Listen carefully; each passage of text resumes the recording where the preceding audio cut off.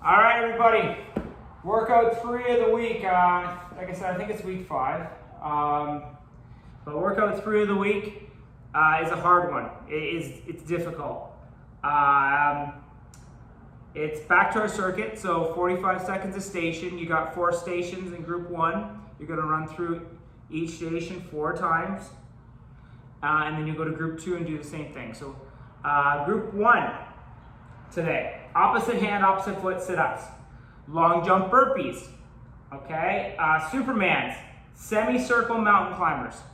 All right, so this is going to be a difficult one, but we'll go through it. So opposite hand, opposite foot sit-ups. So you're going to take, let's say you bring that left foot up, you're going to take that right hand and go to the outside of that foot. Okay, really feel that core contract, then switch. Okay, then switch. So you're always touching the outside of that foot if you can. That's the goal. All right, if that's too easy, you can go back into, hopefully I don't kick this, back into a scissor where you go outside, outside, outside. Okay, keep going to the outside of the foot with your opposite hand, opposite foot. Okay, so that is your opposite hand, opposite foot sit-ups. Long jump burpees, obviously everybody's favorite. So, big thing with a long jump, when you jump out, you're going to cushion that landing, all right? We don't want to land solid, we want to cushion it. Okay, so if you got to jump less, that's fine. Okay, so long jump burpee, you're going to jump out, cushion, down, push up, back up. So you see I do that little hop to spin around. I do that little hop to spin around. You can do that if you want, or you can just take a step and turn back around. All right, so jump out, cushion, down into a burpee, back up. Okay, so the modification is down to your knees, push up, back up. You do a hop. Okay, or you can just step around and jump. So that's your long jump burpees. Supermans.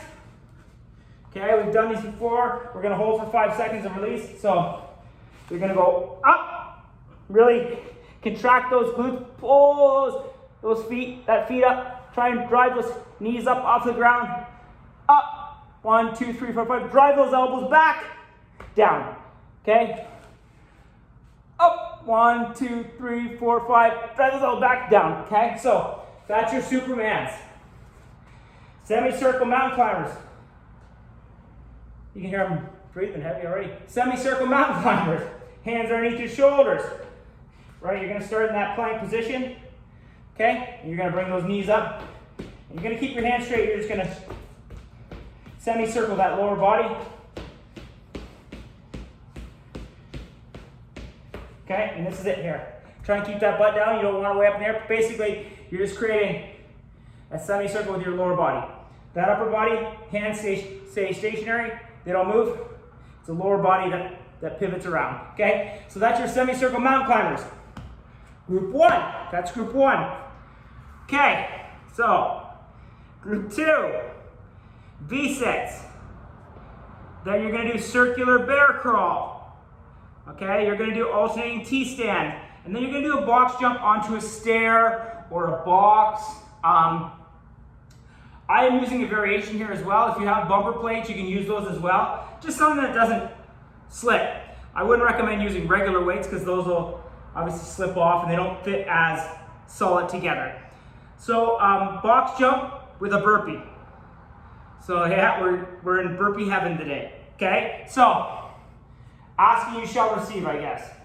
So V-sits. V-sits, you're going to drive the feet up at the same time you're driving those hands up to touch the toes. Okay, so back out, back out. So that's a V-sit right here.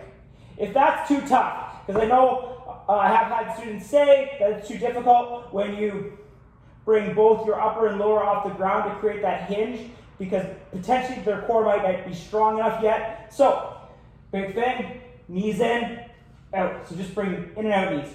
Okay? So you're simulating the same idea, you're just not driving up to get it. So obviously if you can do a couple in a V-sit and then go back to in and out, that again is progression.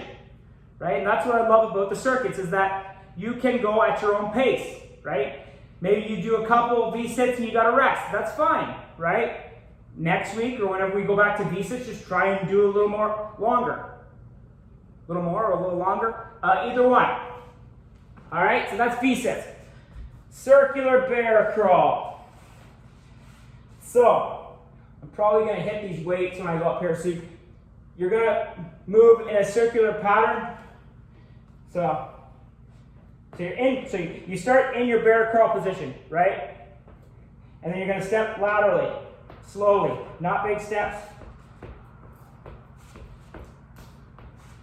Okay, so you are pivoting those hands as you get around.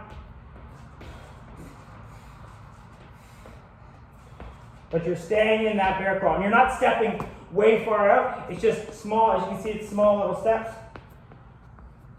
Keep those knees close to the ground. Put an inch off the ground. Okay, so that's all you're doing. If you do have a box set up like I do here, just go up to the box and back around the other way. Okay, so that's your circular bear crawl. They are difficult. Okay, they are very difficult. If you've got to rest, that's totally fine. They're not easy. Okay, alternating T-stands. Love it because it works on balance and counterbalance. So, shoulder blades back, like I'm holding the tennis ball, core tight, hands out. Okay, and down. Right? If you're able to not touch that foot down, do 2 or 3 in a row on that same leg. Right? If you've got to touch the foot down, then just switch and go the opposite side. Okay, so with it here is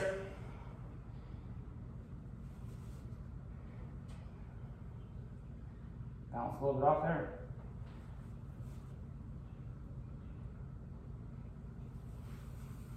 So that's 3.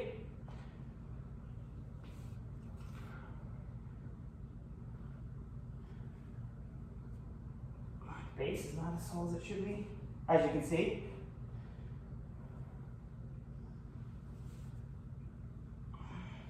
Okay, so if you can keep the foot off the ground, do 3 in a row. If not, then you're going to be touching down.